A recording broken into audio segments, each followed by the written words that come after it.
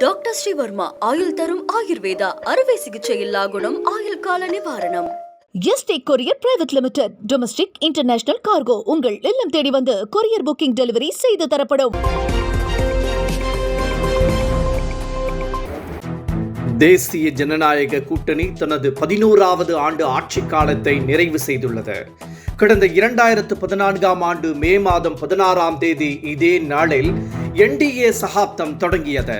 அந்த ஆண்டு நடைபெற்ற பொதுத் தேர்தலில் பாஜக 282 இடங்களை கைப்பற்றியது. NDA 336 இடங்களை வென்றது. UPAவுக்கு 59 இடங்கள் கிடைத்தன. காங்கிரஸ் மட்டும் 44 தொகுதிகளில் வென்றது. கடந்த 1989ஆம் ஆண்டிற்கு பிறகு தனி கட்சி மெஜாரிட்டியுடன் பாஜக ஆட்சியில் அமர்ந்தது. அதைத் தொடர்ந்து குடியுரிமை திருத்த சட்டம், பண மதிப்பிழப்பு, ராமர் கோவில், ஜம்மு காஷ்மீர் சிறப்பு அந்தஸ்து நீக்கம் என அதிரடி திட்டங்களை அமல்படுத்தி 3வது முறையாக NDA ஆட்சி நடத்தி வருகிறது. பிரதமர் நரேந்திர மோடியும் ஹாட்ரிக் பிரதமராக தொடர்கிறார். ஆபரேஷன் சிந்தூர் நடவடிக்கை இன்னும் முடியவில்லை என மத்திய பாதுகாப்புத்துறை அமைச்சர் ராஜ்நாத் சிங் தெரிவித்துள்ளார். குஜராத் மாநில விமானப்படை தளத்திற்கு சென்ற அமைச்சர் ராஜ்நாத் சிங் விமானப்படை தளபதிகளையும் வீரர்களையும் சந்தித்து நேரில் பாராட்டு தெரிவித்ததுடன் அவர்களை உற்சாகப்படுத்தினார். பஹல்காம் தாக்குதலுக்கு பதிலடி கொடுக்கும் விதமாக பாகிஸ்தான் மீது இந்தியா தாக்குதல் நடத்தியது. இதற்காக ஆபரேஷன் சிந்தூர் நடவடிக்கை மேற்கொள்ளப்பட்டது. இந்த தாக்குதலில் முப்படைகளும் களம் இறங்கின. எனினும் விமானப்படை குறிப்பிடத்தக்க பங்களிப்பை அளித்தது குறிப்பிடத்தக்கது.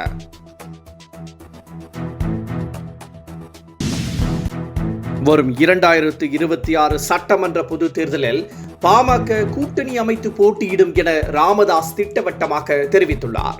ஆனால் எந்த கூட்டணியில் பாமக இடம்பெறும் என்பதை அவர் அறிவிக்கவில்லை. தைலாபுரத்தில் உள்ள தனது இல்லத்தில் ராமதாஸ் பாமக மாவட்ட செயலாளர் கூட்டத்தை நடத்தினார். இந்த கூட்டத்திற்கு பிறகு செய்தியாளர்களை சந்தித்த அவர் படுத்துக்கொண்டே 50 தொகுதிகளில் எப்படி வெற்றி பெறுவது என்ற ஆலோசனையை நிர்வாகிகளுக்கு வழங்கியதாக கூறினார். தனித்து நின்றாலும் 40 தொகுதிகளில் வெற்றி பெறுவோம் என்றும், ஆனால் கூட்டணி அமைத்துதான் போட்டியிடுவோம் என்றும் ராமதாஸ் கூறினார். இந்த மாவட்ட செயலாளர் கூட்டத்தில் உரிய முறையில் தங்களை அழைக்கவில்லை என கூறி அன்புமணியும் அவரது ஆதரவாளர்களும் புறக்கணித்தனர். மே இறுதிக்குள் தமிழக வெற்றிக் கழகத்தின் சார்பு அணி நிர்வாகிகளை நியமிக்க வேண்டும் என நடிகர் விஜய் அதிரடியாக உத்தரவு பிறப்பித்துள்ளார். பனையூரில் உள்ள தமிழக வெற்றிக் கழகத்தின் தலைமை அலுவலகத்தில் மாவட்ட செயலாளர்கள் கூட்டம் இன்று நடைபெற்றது. கட்சியின் பொதுச் செயலாளர் புசி ஆனந்த் தலைமையில் நடைபெற்ற இந்த கூட்டத்தில் வாக்குச்சாவடி முகவர்கள் குறித்து விவாதிக்கப்பட்டதாக தெரிகிறது. இந்த நிலையில் மே மாத இறுதிக்குள் சார்பு நிர்வாகிகளை நியமிக்கும்படி விஜய் உத்தரவிட்டுள்ளார். அது மட்டுமின்றி விரைவில் மாநில அளவிலான பொறுப்பாளர்கள் நியமிக்கப்பட உள்ளதாகவும் தகவல் வெளியாகியுள்ளது.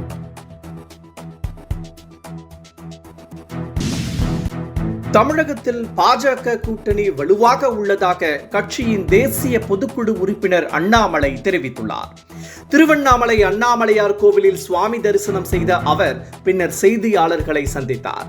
அப்போது அவர் பாஜக கூட்டணியில் குழப்பத்தை ஏற்படுத்த திமுகவினர் முயற்சி செய்வதாகவும், பிரதமர் நரேந்திர மோடியின் இதயத்தில் OPS இடம் பெற்றிருப்பதாகவும் அண்ணாமலை கூறினார்.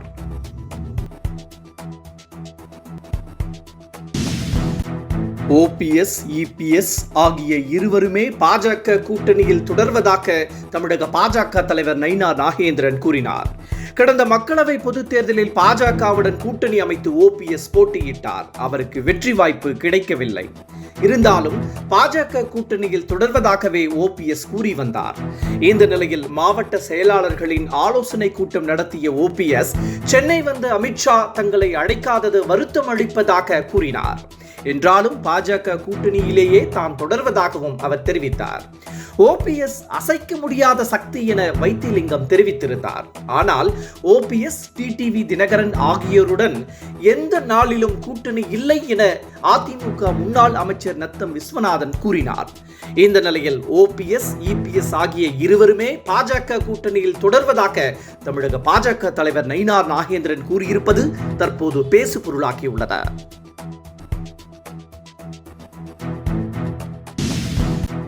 சினிமா தயாரிப்பாளர் ஆகாஷ் பாஸ்கரன் வீட்டில் இன்று அமலாக்கத்துறை அதிரடி சோதனை நடத்தியது. இந்த சோதனை திரைப்பட வட்டாரத்தில் பரபரப்பை ஏற்படுத்திய நிலையில் அதற்கான காரணம் தற்போது வெளியாகியுள்ளது. இன்னும் ஒரு படம் கூட ரிலீஸ் ஆகாத நிலையில் ஆகாஷ் பாஸ்கரன் 450 கோடி ரூபாய் முதலீட்டில் முக்கிய பிரபலங்களை வைத்து திரைப்படங்களை தயாரித்து வருவதாக தகவல் வெளியாகியுள்ளது. அவர் பராசக்தி படத்திற்கு 200 கோடி ரூபாய் முதலீடும் 100 கோடி ரூபாயில் இட்லி கடை படமும் தயாரித்து வருகிறாராம். இது தவிர 150 கோடி ரூபாய் செலவில் சிம்புவின் 49வது படத்தையும் அவர் தயாரித்து வருகிறாராம். இது போக இதயம் முரளி படத்தையும் அவர் இயக்கி வருகிறாராம். ஒரே நேரத்தில் 450 கோடி ரூபாய் முதலீடு செய்து தனுஷ், சிம்பு, சிவகார்த்திகேயன் என முன்னணி நடிகர்களை வைத்து ஆகாஷ் பாஸ்கரன் எப்படி படம் தயாரிக்கிறார் என்ற கேள்வி எழுந்த நிலையில் தற்போது இந்த ரெய்டு நடந்ததாக தகவல் வெளியாகியுள்ளது. விழுப்புரம் மாவட்டம் செஞ்சியில் ஒரே சென்டரில் +2 பொதுத் தேர்வு எழுதிய மாணவர்கள் 167 பேர் முழு மதிப்பெண்கள் பெற்றது தற்போது சர்ச்சையை ஏற்படுத்தியுள்ளது. இதில் முறைகேடு ஏற்பட்டதாக எழுந்த புகார் தொடர்பாக மாநில பள்ளிக்கல்வித்துறை அமைச்சர் அன்பில் மகேஷ் பொய்யாமொழி இன்று செய்தியாளர்களை சந்தித்தார். அப்போது அவர் இது தொடர்பாக முதற்கட்ட விசாரணை நடைபெற்று வருவதாக கூறினார். வேதியியலில் முழு மதிப்பெண்கள் எடுத்த 167 பேரும் மற்ற பாடங்களிலும் நல்ல மதிப்பெண்கள் எடுத்துள்ளதாகவும் அன்பில் மகேஷ் குறிப்பிட்டுள்ளார். தமிழ்நாடு உள்ளிட்ட 5 மாநில சட்டமன்ற தேர்தலுக்கு அங்கீகாரம் இல்லாத கட்சிகள் நவம்பர் மாதம் 16ஆம் தேதி முதல் பொது சின்னம் கோரி விண்ணப்பிக்கலாம் என தேர்தல் ஆணையம் அறிவித்துள்ளது. சட்டமன்ற ஆயுட்காலம் முடிவதற்குள் 6 மாதங்களுக்கு முன்பாக பொது சின்னம் கோரலாம் என்ற விதியின் அடிப்படையில் இந்த அறிவிப்பு வெளியிடப்பட்டுள்ளது. தமிழக சட்டப்பேரவையின் ஆயுட்காலம் 2026 மே மாதம் 10ஆம் தேதி அன்று முடிவடைவதால் வரும் நவம்பர் மாதத்திற்குள் விண்ணப்பிக்கலாம் என அறிவிக்கப்பட்டுள்ளது. புதிதாக கட்சி தொடங்கியுள்ள நடிகர் விஜய் பொது சின்னம் கோரி விண்ணப்பிக்க உள்ளதாகவும் தகவல் வெளியாகியுள்ளது.